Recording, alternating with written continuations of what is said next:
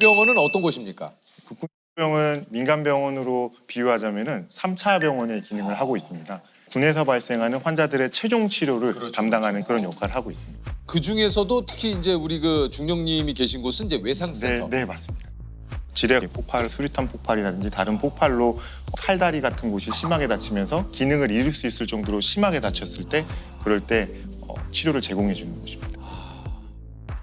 이게 이제 얼마 전에 쥐레를 밟은 한 병사가 걸을 수 있게 됐다라는 뉴스를 좀 봤는데 예. 지뢰를 밟고 발목을 절단할 위기에 처했던 병사가 6개월 만에 두 발로 걸을 수 있게 됐습니다. 그 우리 그 병사분의 그 발 뒤꿈치 이식 수술을 집도하신 선생님이시라고 그래요. 아, 예. 아, 그렇군요. 이게 그 저희 그 실명을 이게 좀 밝혀도 괜찮을지 모르겠습니다. 아, 네. 환자랑도 얘기를 했고 아, 그렇습니까? 그리고 또 국가를 위해 헌신하다가 다친 장병이고 위에 영웅이기 때문에 맞습니다. 당연히 이름을 또박또박 말해줘야 된다고 생각합니다. 아, 그렇습니다. 예. 그러면은 제가 얘기를 드리겠습니다. 우리 그 표정호 일병님이신데 네, 맞습니다. 예. 아니 이게 저 사고가 난 게 혹시 언제인지? 사고는 2022년 10월경에 네. 발생을 했습니다. 이게 지뢰 관련 작업을 하다가 이렇게 폭발을 하면서 손상을 입게 되었습니다. 이게 혹시 그 지뢰 제거 작업이나 탐지 활동을 하시다가 예. 이 사고가 나신 건가요? 그런 유사한 작업이었고 아, 예, 그렇군요. 예. 지뢰를 저희가 이제 드라마나 영화에서 보면 밟았다가 떼면은 폭파가 네, 되는 걸로 네, 알고 있는데 네. 그렇지 않은 지뢰들도 많다고. 예, 맞습니다. 지뢰의 특성마다 다 다양하고 지뢰 종류 정말 다양하기 때문에 밟으면 터지는 지뢰도 그냥 밟기만 해도. 예, 그렇습니다. 야, 그러면 이 지뢰를 밟고 나서 예. 그러면 다리가 어떻게 되신 거예요? 정호 같은 경우, 우리 표일병 같은 경우는 환자 헬기 통해서 내원했고 소생실에서 환자를 처음에 봤습니다. 근데 너무 애뜨게 생겼는데 발에 이제 칭칭칭칭 감고서 이제 피가 이렇게 묻어있는 그런 붕대를 감고 왔었고 뒤꿈치 쪽에 심하게 산산조각 나 있었고 형체를 알 수 없었던 상태였습니다. 그래서 2차 감염이 될 경우에는 다리 절단뿐만 아니고 그 절단조차 늦어질 경우에는 환자가 사망에 이를 수도 있습니다. 예. 그래서 처음에는 절단을 고려했었는데 이제 환자 발가락 쪽에 형체가 있고 온기가 있고 환자가 발가락을 움직이고 아 발가락이. 예, 뒤꿈치 쪽으로 심하게 다치게 돼서 발가락 쪽이 좀 살아 있었고 그리고 환자가 정말 간절하게 자기 다리를 살리고 싶다, 그러니까 자기가 걷고 싶다 이런 그게 느껴졌기 때문에 그냥 무모하지만 어떻게든 이 다리를 살려보겠다라고 결심을 하게 됐었고요. 사실 지뢰 환자들이 특히 저는 제 가슴이 아프거든요. 이게 본인이 예상할 수가 없잖아요. 그리고 사실 20살 막 넘은 애들이잖아요. 그래서 지뢰 환자에 대한 고민이 항상 있었기 때문에 그래서 발가락 움직이는 거 보고서 잘하면 걷게 할 수 있겠다 이런 생각을 했고요.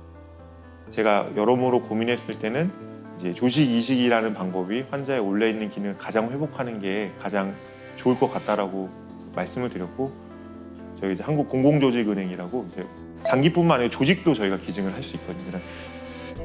조직 기증하는 은행에다가 저희가 전화를 해서 환자가 정말 안타깝게 다쳐서 저희가 이게 전에 하던 수술이나 형태는 아닌데 종골과 이렇게 아킬레스건을 이런 형식으로 저희가 좀 채취해서 쓸 수 있게 해주면은 젊은 환자를 걷게 할 수 있을 것 같다라고 이렇게 말씀을 드렸고 너무 좋은 일이고 그러니까 준비해 주시겠다.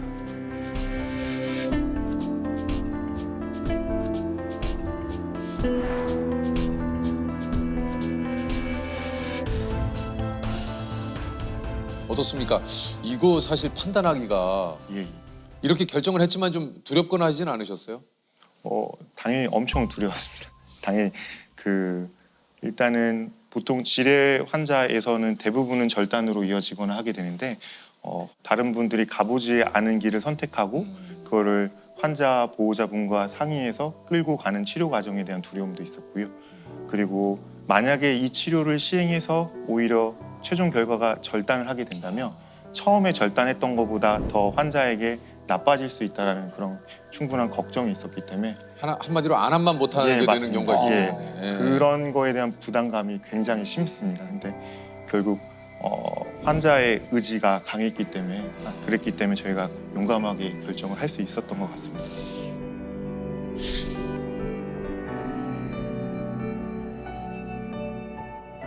이제 마지막 수술은 저희가 끝나고 나서 한 70일 정도 경과됐을 그때쯤이고요. 기억하기에 같이 이제 운동을 시키려고 갔는데 낮에 한번 목발을 떼보고 걸어봤는데 혼자 쓸 수도 있고 좀 걸을 수 있을 것 같다 이렇게 말을 줘서 한번 걸어보겠니? 예, 그렇게 했었고 그래서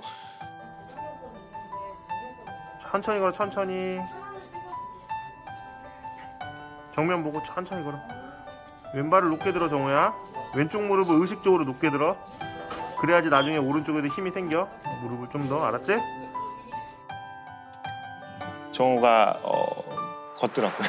야. 그래서 정말 야, 이거 얼마나 큰 감동이었겠습니까? 예 맞습니다. 막 저도 애가 둘 있는데 애기들이 첫 걸음 할 때 보듯이 그런 느낌이고 또 혹시라도 잘못되거나 넘어지거나 할까봐 혹시 걱정되는 그러면. 마음도 예. 있고 딱 그런 마음이 있습니다.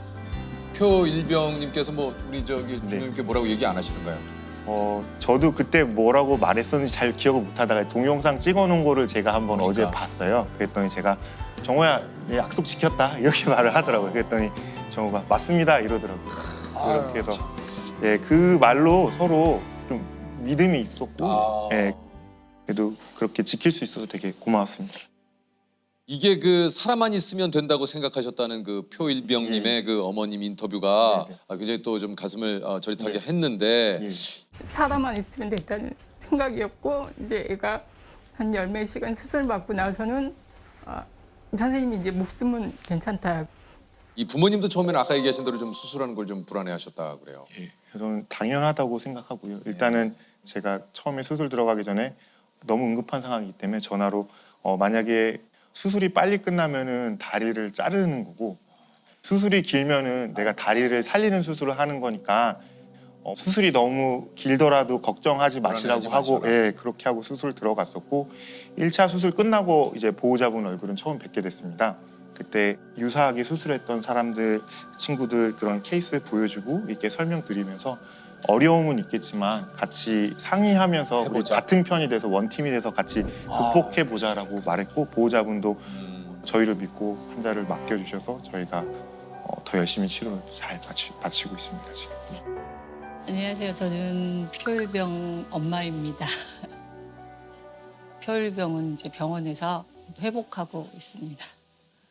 기억이 너무 가슴이 막 그때 떨려가지고 천안에서 올라오는 때 막 전화를 여러 통 받았는데 뭐 애 목숨도 왔다 갔다 하고 목숨이 왔다 갔다 하니까 저희는 아무 생각도 안 나고 무슨 말을 해야 될지도 모르겠고 막 그래가지고 도착을 하고 이제 했는데 선생님 그때 그 목소리가 기억이 나요.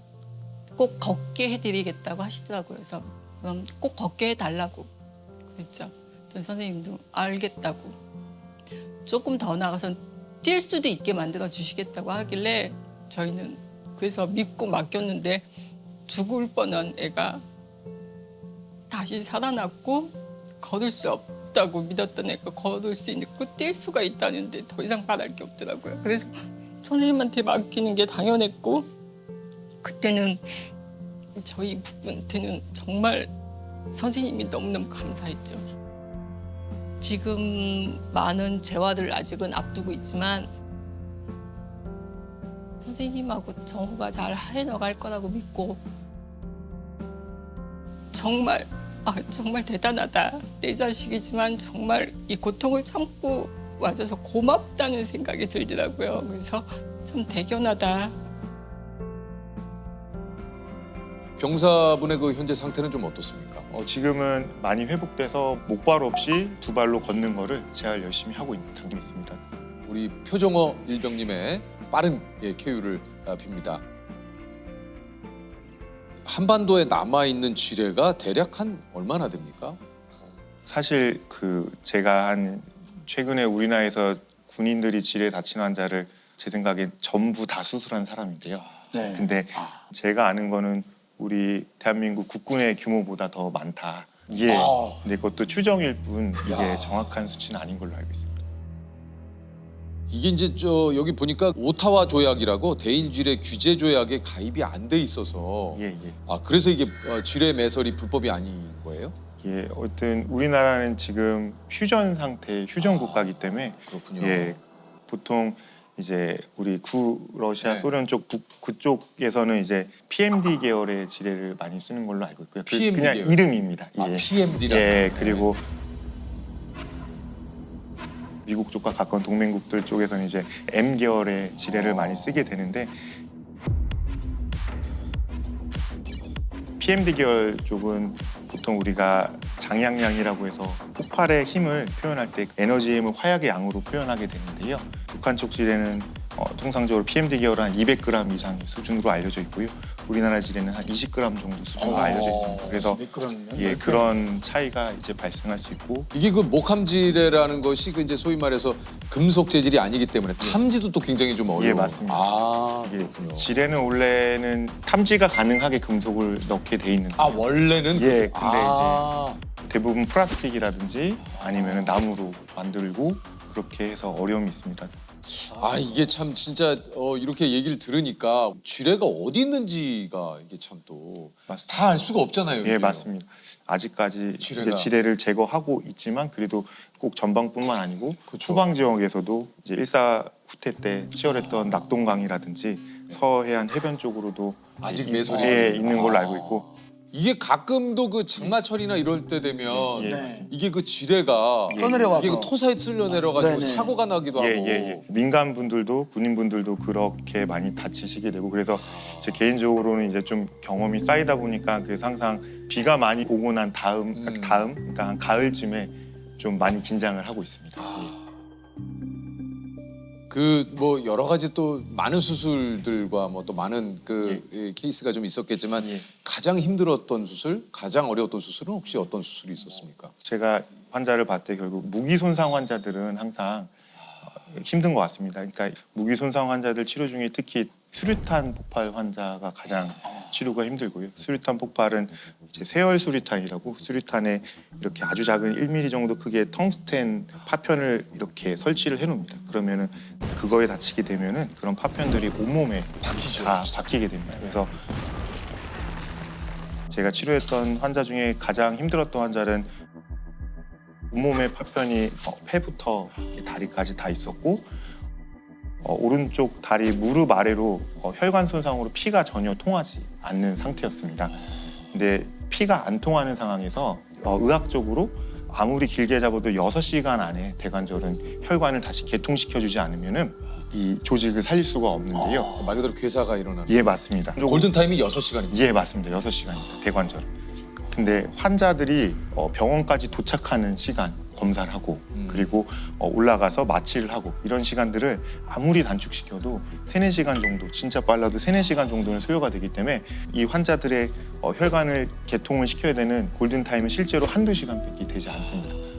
근데 여기서 더 어려움은 이 다리가 그때부터는 균도 자라게 되고 우리 몸에서 스스로 괴사되면서 안 좋은 물질들이 분비되면서 그게 간이나 심장, 심장에까지 영향을 미칠 수 있습니다. 그럼 진짜 더 예. 이제 맞습니다. 그래서 그 환자 같은 경우도 제가 수술장에 들어가서 혈관을 찾고 있는 중에 우리 심장에 좀 무리가 가고 있는 신호라든지 피 검사 결과가 확인됐었고 다른 선생님들이 이 환자가 5분 이상 버티기 좀 어려울 것 같다라고 말해줬고 그래서 제가 5분만 시간을 달라. 내가 만약 5분 안에 혈관을 잊지 못하면은 환자 다리를 자르도록 하겠다. 그러니까 어떻게든 5분만 좀 나에게 시간을 달라고 했었고 그때 1초 1초가 너무 아깝고 계속 환자 상태 확인하게 되고 내가 지금 능력이 부족해서 못 찾거나 아니면 내가 그 상황에서 절단을 느리게 하거나 해서 이 환자에게 혹시라도 문제가 생긴다면 시간과의 싸움에서 다행히 찾았습니다. 그래서 내 판단으로 해서 수술장에서 아무것도 못 해보고 죽을 수도 있다라는 그 감정과 압박감을 느꼈을 때 사실 제가 정형외과를 지원할 때 정형외과가 생사 여부를 가르는 순간이 있을 거라 생각하진 못했었는데 진짜 그러네요. 우리가 생각하는 정형외과 예, 맞습니다. 우리가 생각하는 예, 정형외과는 예, 그렇죠. 예. 예. 근데 그렇지 않구나. 그래서 항상 겸손해야 되구나 이런 생각을 많이 하게 됐었어요. 이게 국내 최초로 시도한 수술도 좀 있으시다고 그래요. 네. 그 스위스에 제가 잠깐 일주일 정도 심포지움 학회 같은 거 공부를 갔을 때 그 미군 군의관이 강의를 하는데 거기서 수액질을 이용해서 혈관을 이어서 팔 다리를 살리는 걸 보고서 저렇게 수술장에서 실제로 이용하면 좋겠다 해서 예전에 그 차량을 후진 유도를 하다가 팔이 껴서 위팔 쪽에 이제 혈관과 신경이 다쳤던 환자가 있었고,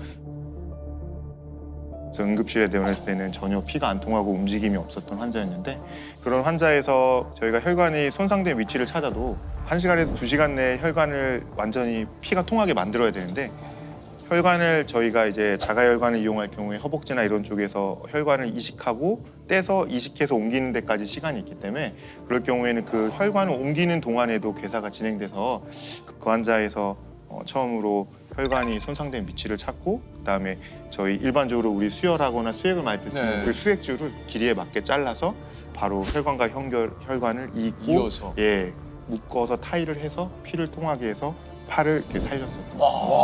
예. 우리가 그 수액을 맞는 수액줄로. 네, 맞습니다. 그냥 일반적인 수액줄입니다.